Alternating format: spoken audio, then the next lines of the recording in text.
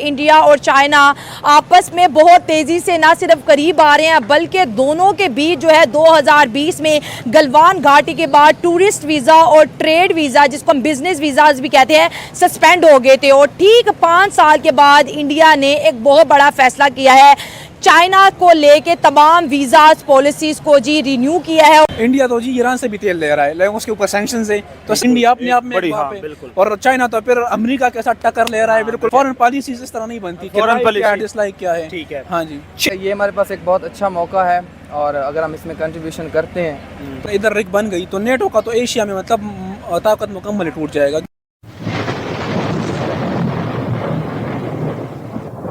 नमस्कार दोस्तों, क्या हाल है। होप करता हूँ कि आप ठीक हो गए और स्वागत करता हूँ आपका हिंदुस्तान डॉट में। दोस्तों, आजकल अमेरिका और नेटो कंट्री इंडिया के सामने उछल रहे हैं और इंडिया को धमकी दे रहे हैं कि अगर इंडिया रशिया से सस्ता ऑयल खरीदेंगे तो हम इंडिया पे सैंक्शन लगाएंगे। लेकिन दोस्तों, इंडिया ने उल्टा अमेरिका और नेटो कंट्री को मुंह तोड़ जवाब दे दिया है। जी हाँ दोस्तों, अमेरिका चाइना को काउंटर करना चाहता है, लेकिन इंडिया ने अब चाइना के साथ बहुत अच्छे रिलेशन बना लिए है और चाइना के साथ बिजनेस डील भी कर ली है। दोस्तों, इंडिया कि यह पूरी गेम से पाकिस्तानी पब्लिक भी हैरान है और कहती है कि इंडिया की फॉरेन पॉलिसी अब बहुत ही आगे चली गई है। तो दोस्तों, बिना टाइम वेस्ट किए वीडियो में आगे देखते हैं इस बात पे पाकिस्तानी पब्लिक के रिएक्शन। अगर आप नहीं हैं तो पहले चैनल को सब्सक्राइब कर लीजिए और वीडियो को अंत तक देखें। इंटरनेशनल लेवल पे एक बड़ा हॉट इशू जो है वो चल रहा है नेटो का। नेटो ने थ्रेट किया है इंडिया को, चाइना को, ब्राज़ील को और रशिया को। रीज़न आपको पता ही है, जो यूक्रेन और रशिया की जो है वो वॉर चल रही है।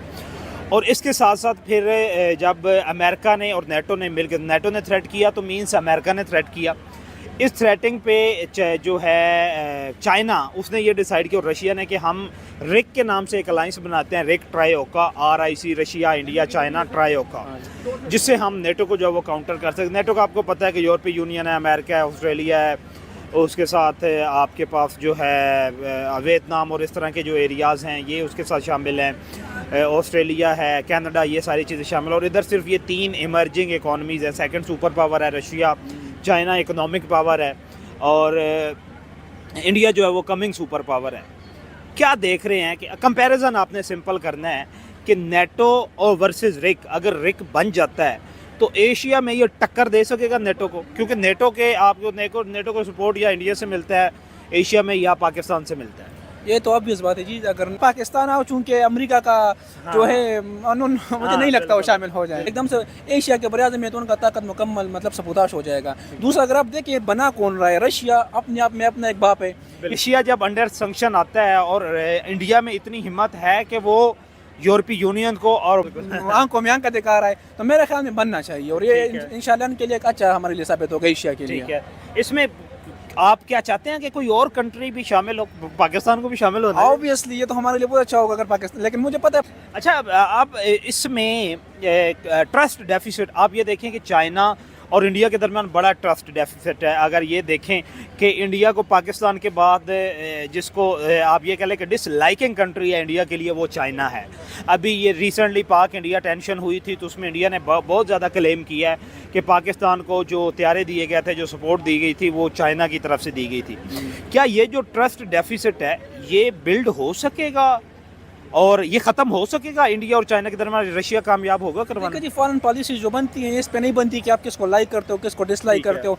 जहां आपका अपना वो सारे इंटरेस्ट हो, आप उस बेस पर करते हो। अगर चाइना का इंटरेस्ट उसमें और इंडिया का इंटरेस्ट दोनों का सेम हुआ तो बिल्कुल अपने दूसरे को जो बगलगीर कर लेंगे और इस दोनों में शामिल हो जाएंगे। कोई बहुत बड़ी बात मेरे ख्याल से नहीं है। ठीक, एक तरफ 32 ममालिक का इत्तेहाद है, 22 कंट्रीज अलाइंस है, दूसरी तरफ 3 कंट्रीज अलाइंस है। इसमें से तगड़ा कौन होगा? मुझे क्या आपको लगता है कि 3 कंट्रीज, उधर से पूरा यूरोप, फिर सुपर पावर अमेरिका, फिर कनाडा, फिर ऑस्ट्रेलिया, डेवलप्ड इकोनॉमीज़, और फिर अगर वो अलाइंस बनता है और वो सैंक्शंस लगा देते हैं रशिया पे, तो फिर भी इंडिया ट्रेड जो है वो, हम सिंपली चाइना का तो कुछ नहीं बिगड़ेगा, मैटर ऑफ डिस्कशन जो है वो हमारे पास इंडिया ही है। इंडिया तेल ले रहा है सस्ते दामों रशिया से ले रहा है, धातें ले रहा है रशिया से, उसके अलावा पेट्रोलियम की जितनी मंसूबात है वो रशिया से। डिफेंस सिस्टम S-400 उन्होंने रशिया से लिया हुआ था। अभी बंकर बस्टर, वो एक त्यारा TU-160 इंडिया जो है वो रशिया से लेने जा रहा है। तो अमेरिका को आंखें दिखा के रशिया की तरफ जाए? नहीं सर, मेरे ख्याल से अमेरिका का रशिया पर लगाना कोई इतना मायने नहीं रखेगा। रशिया खुद का एक पावरफुल मुल्क है, ठीक है। तो मेरे ख्याल से कोई इतना वो effect वो नहीं- रशिया तो पावरफुल मुल्क है, आप ये देखें कि इंडिया इफेक्ट होगा। हाँ, एक तरफ से हो सकता है, क्योंकि अभी वो इमर्जिंग है ना, अभी हुआ नहीं है, सुपर पावर ठीक की है। कैटेगरी में नहीं आता, तो ऑब्वियसली बात है इस चीज़ से वो थोड़ा होगा, इफेक्ट होगा। ठीक है, तो इसका सोल्यूशन क्या है? इंडिया की फॉरेन पॉलिसी बड़ी बड़ी आप ये कह लें ना, फैंटास्टिक है, हाँ, बिल्कुल। बहुत स्ट्रॉन्ग फॉरेन पॉलिसी है। क्या उस अपनी फॉरेन पॉलिसी से अभी, क्योंकि ब्रिक्स भी था, ब्रिक्स पे भी थ्रेट कर रहा था अमेरिका, एक अलायंस ब्रिक्स का बना हुआ है जिसमें रशिया भी है, चाइना भी है, ब्राज़ील भी है, इंडिया भी है, इधर से रिक बन रहा है, तो इन दोनों अलायंस के होते हुए जो है फिर भी इंडिया सरवाइव कर सकेगा? इधर अगर इंडिया का ट्रस्ट लेवल चाइना पर उतना बढ़ जाए जितना उनका रशिया पर है, ठीक तो है। फिर अलायंस बनने में देर नहीं लगेगी, ये ठीक बहुत है। जल्दी बन जाएगी। ठीक है, हाँ जी। आप क्या कहना चाहते हैं? ये जी, ये पूरा दिन टिकटॉक देखता है, अच्छा। ये इन चीज़ों में इंटरेस्ट नहीं रखता। पॉलिटिक्स में नहीं यार, आप स्टूडेंट है, पॉलिटिक्स में तो आपको नोहा होनी चाहिए।